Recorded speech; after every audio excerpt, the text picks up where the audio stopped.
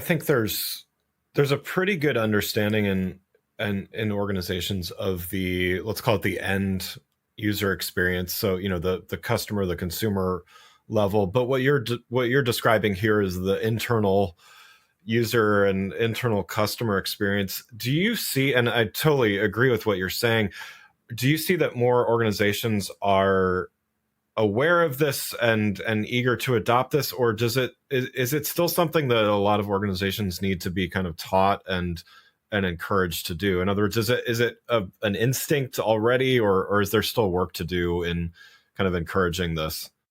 I think it's not something that organizations do not want to do, but I think it's something that we need to emphasize, and we need to not get caught up into the whole thinking about only the solution and keeping the solution away from the user. And basically, we call about it as not trying to do analytics and get caught in the weeds, right?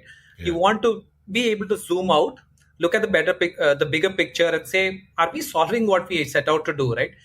I would say it's always, in almost every case, a question of being able to continue to stay true to that course.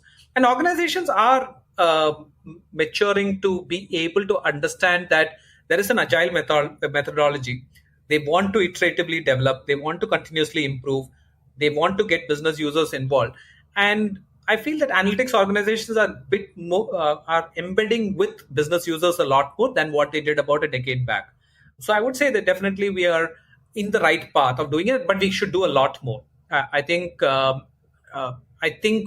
we as analytics professionals also need to understand that at the end of the day, the business users needs to adopt our solutions, and we need to be able to build solutions that they're willing to adopt and they see value out of. And it has to be a two-way street.